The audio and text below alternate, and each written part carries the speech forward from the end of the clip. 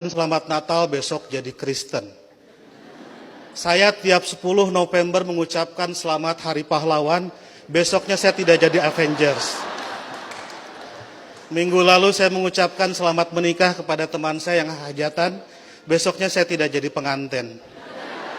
Dan berulang kali saya datang ke mahasiswa-mahasiswa kedokteran mengucapkan selamat, besoknya saya juga tidak jadi dokter. Nah, saya tahu bagi orang Islam untuk jadi orang Kristen itu susah. Tidak bisa karena mengucapkan selamat Natal tiba-tiba otomatis jadi Kristen. Orang Kristen mau jadi Islam juga susah. Saya tahu karena saya jelek-jelek begini di beberapa gereja mengajar katekisasi. Pendetanya bilang, kenapa saya ikut ngajar katekisasi? Karena untuk menjadi Kristen yang baik harus tahu tentang Islam yang baik. Karena selamanya kita akan bertetangga. Karena kedekatan saya dengan orang-orang Kristen seperti itu, banyak teman-teman dosen saya yang bilang, saya ini agen Kristen. Saya marah, saya bilang, saya bukan agen, saya glosir. Karena agen itu produknya cuma sedikit. Nah, jadi kata Pak Pendeta, kenapa saya diundang katekisasi? Agar orang-orang Kristen tahu tentang Islam. Dan sebaliknya orang Islam juga seharusnya tahu tentang Kristen, karena ke depan kita akan terus-menerus bertetangga. Sebagai sesama tetangga, wajar dong kalau orang tetangga sedang bergembira, saya ikut bergembira. Itulah makna ucapan Selamat Natal. Saya turut bergembira terhadap saudara-saudara yang sedang bergembira di hari Natal ini. Masa nggak boleh? Itu seperti kalau ada teman saya ulang tahun, saya mengucapkan selamat ulang tahun karena dia sedang berbahagia. Dan apakah dia betul hari itu lahir, tanggal itu lahir, tahun itu lahir, saya nggak tahu karena saya tidak pernah ngecek akte kelahirannya. Kan tidak lucu, Bu. Kalau kita mau, ayo kita nyanyikan happy birthday, tapi tolong berkas-berkas aktenya lihat dulu. Itu keburu kehilangan mood. Jadi soal berbagi kebahagiaan itu tidak harus terlalu prosedural. Nah, lebih dari itu, saya menganggap orang-orang Kristen itu partner saya, mitra saya dalam melakukan kebaikan. Saya harus mendorong sebagai dai, sebagai pendakwah dalam Islam, saya harus mendorong orang Islam soleh, baik, taat dalam keislamannya. Dan saya juga harus mendorong orang-orang Kristen baik, soleh, taat dalam kekristenannya. Karena kalau masing-masing baik tidak akan ada terjadi konflik. Jadi saya harus mendorong orang Kristen,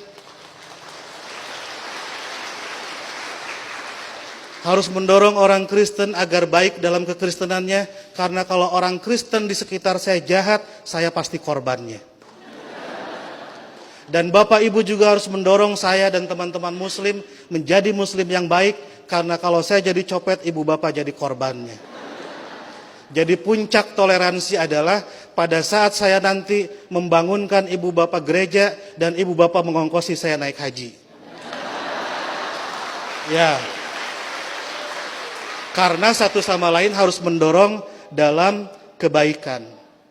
Oleh karena itu saya selalu bersedih kalau ada teman-teman Kristen gerejanya ditutup. Kalau ada teman-teman Kristen tidak boleh merayakan Natalan. Kalau ada teman-teman Kristen tidak boleh berdoa di rumah. Karena bukankah gereja, Natal dan berdoa adalah sarana orang Kristen untuk menjadi soleh dalam kekristenannya. Sebagaimana juga saya sebagai Muslim membutuhkan masjid, membutuhkan Idul Fitri, membutuhkan salat untuk membuat Muslim menjadi baik dalam kemuslimannya. Oleh karena itu, marilah kita sebagai sama-sama manusia mendorong satu sama lain agar baik, karena kita sama-sama diciptakan dari tanah. Kalau ada manusia yang tidak baik, mungkin dia dibikin dari tanah sengketa. Lebih dari itu, saya melihat kelahiran Kristus adalah berkah tidak hanya bagi orang Kristen, tapi juga untuk dunia. Karena dengan lahirnya Kristus, 3 miliar penduduk dunia menjadi beragama Kristen dan lebih berpotensi melakukan kebaikan dalam kekristenan itu. Dan Ibu Bapak harus juga mensyukuri kelahiran Nabi Muhammad, karena dengan lahirnya Nabi Muhammad, 2,5 miliar penduduk dunia menjadi Islam dan lebih berpeluang berbuat baik dalam keislamannya. Jadi Kristus dan Muhammad adalah mitra yang kita semua harus meneruskan itu. Saya kira yang haram itu bukan mengucapkan selamat Natal. Yang haram itu adalah mulut yang menyakiti hati sesama manusia. Sekali lagi, saya ucapkan selamat Natal, selamat berbahagia, dan agar saya tidak menyaingi pidatonya Pak Pendeta, saya akhiri.